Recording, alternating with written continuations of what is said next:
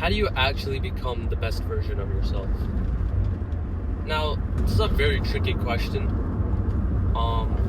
I'd say it depends on person to person. But what I've seen and what I've experienced on becoming the best version of yourself, have something traumatic happen to you. And not by purposefully. I'm not saying like, oh, this traffic. I'm not saying purposely go and get into a car crash or go and do something like, no. I'm saying the traumatic experiences that have happened to you, use those to shape your actions today, right? This could stem from anything like having a bad experience at work, having bad parents, childhood issues, abandonment, abuse, etc., etc. But you have to use those traumatic events in helping your journey. It's not easy to use it as fuel, but it's something definitely that I've seen work in so many people, right? Personally, myself, when I was younger, I didn't have the best childhood. I needed to be strong. Use those traumatic experiences not as this shit happened to me, fuck, why did it happen? Don't play the victim mindset. Play the mindset of saying, fuck, that shit happened to me. Okay, where do I go from here? Okay, how do I make myself better using that, right? Think of it as a cookie jar. If you guys read David Goggins, if you guys read the book Can't Hurt Me, it's the same analogy, literally the same. I'm taking it from his book. The cookie jar is like cookies, I guess, of all your traumatic and like worst experiences. It could be a breakup, it could be family issues, it could be like self-esteem issues, it could be something so niche or something so crazy. Whatever it is, use that to fuel your endeavors. Now, the second thing on improving yourself, which I personally think may be more important than the first, is your environment. Surround yourself with idiots and you'll be the next. But if you walk into a room and you're the smartest person there, you're in the wrong room. What this means, I know you guys obviously know what it means, but what I'm trying to communicate here is pick your friends wisely. Pick people who are passionate, who are actually kind, because, dude, I've been in Canada, I've been in Wyoming, I've been in California.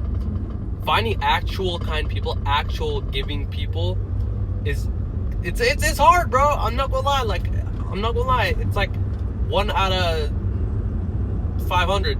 Maybe I've met 500 people, I don't know. But it's hard. Find actual good people who actually want to see you win. You know what I'm saying? And it's hard. But if you surround yourself with the right people, those people will push you to be the best. If you messed up on your diet, they'll call you out on your bullshit. They're not going to be like, oh, what the fuck? I don't care. Why is this guy telling me this? Who is this guy? No, they're going to be like, you messed up. That's your fault.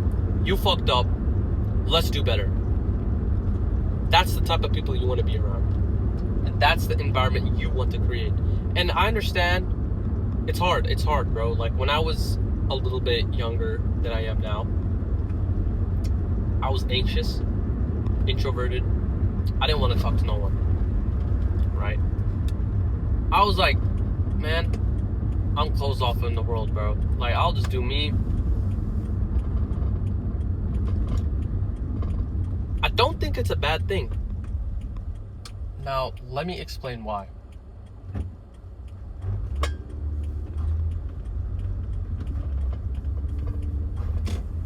When I close myself off from the world, it was not an issue of could could I make friends? It was more like, do I want to make friends?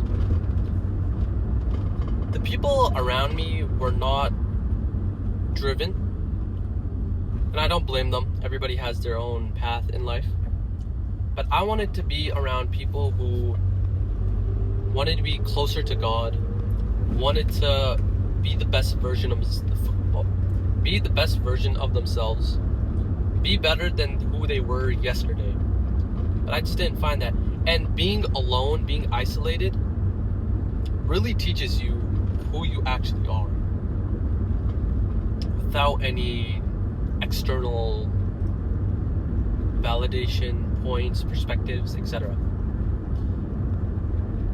If you're at a point in life where you just cannot make friends, it's just impossible, it's just better to be alone.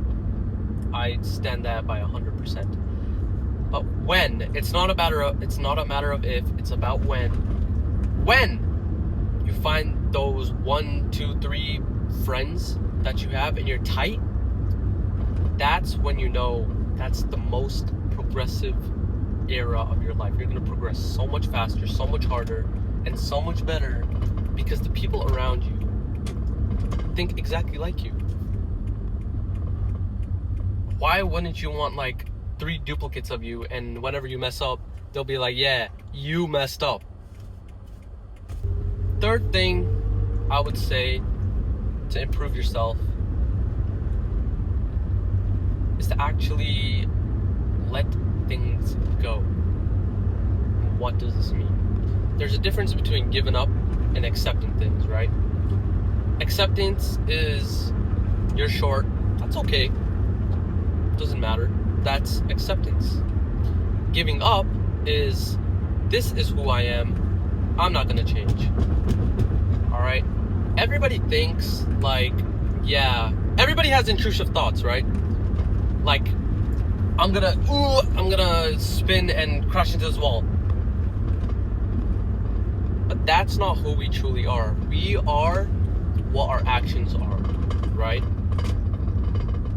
We choose our actions. We think a lot of shit. Like a lot of messed up, weird ass shit.